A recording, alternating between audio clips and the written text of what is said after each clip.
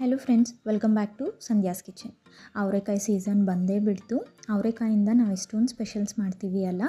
ಇವತ್ತು ನಾನು ಅವರೆಕಾಯಿ ಹುಳಿ ಸಾರು ಹೇಗೆ ಮಾಡೋದು ಅಂತ ತೋರಿಸ್ತಾ ಇದ್ದೀನಿ. ರೆಗ್ಯುಲರ್ ಆಗಿ ಮಾಡುವಂಥ ಅವರೆಕಾಯಿ ಸಾರಿಗಿಂತ ಇದು ಸ್ವಲ್ಪ ಡಿಫ್ರೆಂಟ್ ಆಗಿರುತ್ತೆ. ಈ ರೀತಿ ಒಮ್ಮೆ ಟ್ರೈ ಮಾಡಿ ನೋಡಿ, ಟೇಸ್ಟ್ ಮಾತ್ರ ಸೂಪರ್ ಆಗಿರುತ್ತೆ. ಫಸ್ಟು ಮಿಕ್ಸರ್ ಜಾರಲ್ಲಿ 3 ಟೇಬಲ್ ಸ್ಪೂನ್ ಹುರಿದಿರೋ ಅಂಥ ಕಡಲೆಕಾಯಿ ಬೀಜ, 1 ಟೊಮ್ಯಾಟೊ, ಸ್ವಲ್ಪ ಹುಣಸೆಹಣ್ಣು, 7ರಿಂದ 8 ಬೆಳ್ಳುಳ್ಳಿ ಹೆಸರು, 1 ಟೀ ಸ್ಪೂನಷ್ಟು ರೆಡ್ ಚಿಲ್ಲಿ ಪೌಡರ್, 1/4 ಟೀ ಸ್ಪೂನಷ್ಟು ಅರಿಶಿನ, 1/2 ಟೀ ಸ್ಪೂನ್ ಧನಿಯಾ ಪೌಡರ್ ಹಾಕ್ಕೊಂಡು, ಜೊತೆಗೆ ರುಚಿಗೆ ತಕ್ಕಷ್ಟು ಉಪ್ಪನ್ನು ಸೇರಿಸ್ಕೊಂಡು ಸ್ವಲ್ಪ ನೀರು ಆ್ಯಡ್ ಮಾಡಿ ಈ ರೀತಿ ಸ್ಮೂತಾಗಿ ಗ್ರೈಂಡ್ ಮಾಡಿಕೊಂಡು ಸೈಡಲ್ಲಿ ಇಟ್ಕೊಳ್ಳಿ. ಈಗ ಒಂದು ಕುಕ್ಕರಲ್ಲಿ 3 ಟೇಬಲ್ ಸ್ಪೂನ್ ಎಣ್ಣೆ ಬಿಸಿ ಮಾಡಿಕೊಂಡು ಸಾಸಿವೆ, ಜೀರಿಗೆ, ಕರಿಬೇವಿನ ಸೊಪ್ಪು,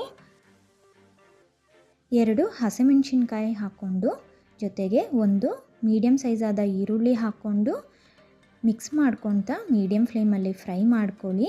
ಫ್ರೈ ಆದಮೇಲೆ 1 ಕಪ್ಪಷ್ಟು ಅವರೆಕಾಯಿನ ಹಾಕ್ಕೊಂಡು ಚೆನ್ನಾಗಿ ಮಿಕ್ಸ್ ಮಾಡ್ಕೊಳ್ಳಿ. ಒಂದು ಸರಿ ಈ ಆನಿಯನ್ಸ್ ಜೊತೆ ಅವರೆಕಾಯಿ ಚೆನ್ನಾಗಿ ಮಿಕ್ಸ್ ಮಾಡಿಕೊಂಡು ಇವಾಗ ನಾವು ಗ್ರೈಂಡ್ ಮಾಡ್ಕೊಂಡು ಇಟ್ಕೊಂಡಿರೋವಂಥ ಮಸಾಲೆ ಪೇಸ್ಟ್ನ ಹಾಕ್ಕೊಂಡು ಚೆನ್ನಾಗಿ ಮಿಕ್ಸ್ ಮಾಡ್ಕೊಳ್ಳಿ.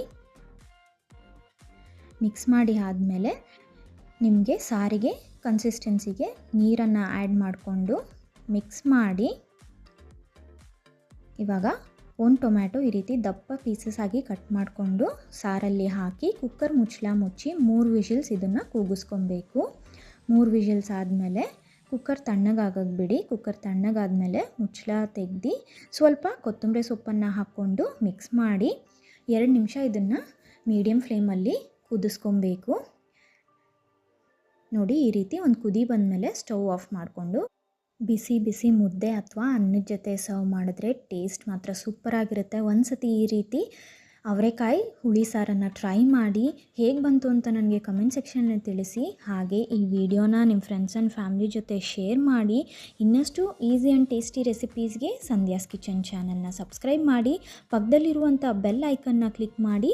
ನನ್ನ ಎಲ್ಲ ಲೇಟೆಸ್ಟ್ ನೋಟಿಫಿಕೇಷನ್ಸ್ ನಿಮಗೆ ಮೊದಲೇ ಸಿಗುತ್ತೆ. Thank you for watching.